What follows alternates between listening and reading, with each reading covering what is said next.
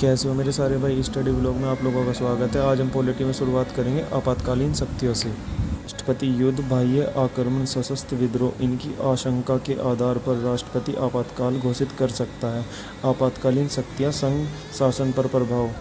संसद को संघ सूची के अलावा राज्य सूची पर विधि बनाने का अधिकार होगा। राज्य विधानसभा बनी रहेगी। शक्ति का विभाजन समाप्त हो जाएगा। संविधान के अनुसार आर्टिकल 352, 356, 360 में बताया गया है कि कौन कौन सी स्थितियों में आपातकाल की घोषणा की जा सकती है। राष्ट्रीय आपातकाल पर संसद का नियंत्रण। राष्ट्रपति आपातकाल की उद्घोषणा के 30 दिन के भीतर लोकसभा के द्वारा विशेष बहुमत से अनुमोदित होना चाहिए। इसके बाद हमने पढ़ा राष्ट्रीय आपातकाल का संघ ढांचे पर प्रभाव। राष्ट्रपति शासन लागू होने से राज्य का मंत्रिपरिषद समाप्त होगा और विधानसभा भी विघटित की जा सकती है, इसलिए शक्ति का विभाजन समाप्त हो जाता है। फिर हमने इसके बाद पढ़ा अनुच्छेद 356 के दुरुपयोग पर प्रतिबंध। इसके बाद हमने किया पॉलिटिकल सेशन कंप्लीट।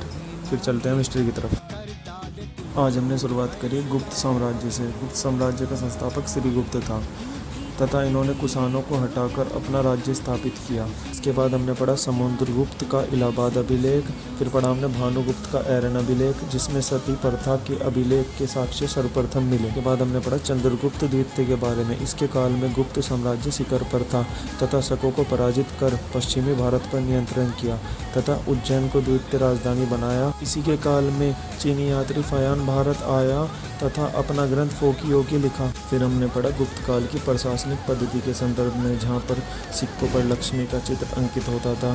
फिर हमने पढ़े कुछ गुप्त काल के नाटक। उसके बाद अंतिम में पढ़ा हमने गुप्त साम्राज्य के पतन के संदर्भ में, जहाँ हुनों का आक्रमण, सामंतों का विद्रोह, यहाँ हुआ हमारा गुप्त साम्राज्य समाप्त।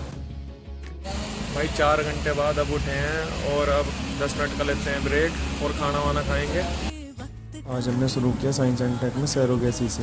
सैरोगेसी एक चिकित्सीय सेवा है जिसमें कोई महिला आईवीएफ से प्राप्त दंपत्ति के भ्रूण को अपने गर्भाशय में स्थापित कर भ्रूण का वृद्धि विकास करती है तथा जन्म के बाद शिशु को दंपत्ति को सौंप देती है। फिर इसके बाद हमने पढ़ा व्यावसायिक सैरोगेसी। फिर हमने पढ़ा परोपकारी सैरोगेसी। फिर हमने पढ़े सैरोगेसी के लाभ।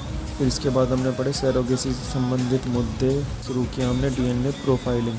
अनुवांशिक पदार्थों में पाए जाने वाले सूक्ष्म स्तर की विशिष्टताओं के आधार पर किसी व्यक्ति या जीव की पहचान स्थापित करना डीएनए प्रोफाइलिंग कहलाता है। इसके बाद पढ़े हमने डीएनए प्रोफाइलिंग के उपयोग, जैसे अपराध अनुसंधान, अपराधियों की पहचान करना, शवों की पहचान करना। फिर पढ़ा हमने पॉलीग्राफी, झूठ पकड़ने की मशीन। इसका वैज्ञानिक आधार झूठ बोलते समय व्यक्ति के शरीर में होने वाले सूक्ष्म परिवर्तनों का अध्ययन है। हुआ साइंस एंड टेक कंप्लीट। फिर हमने शुरू किया करंट अफेयर।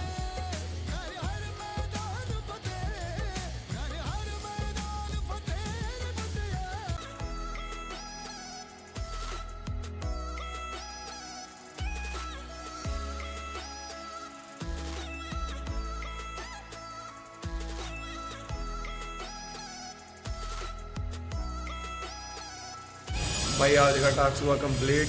अब चलते हैं घर। और भाई गर्मी बहुत हो रही है, पूरी हालत बिगड़ी पड़ी है। और भाई अगर तुम्हें किसी टॉपिक पे कोई वीडियो चाहिए तो मेरे को बता देना, कमेंट कर देना, ठीक है भाई। मैं इस टॉपिक पे बना दूंगा और भाई जितना हो सकेगा उतना समझा भी देंगे। मिलते हैं नेक्स्ट व्लॉग में।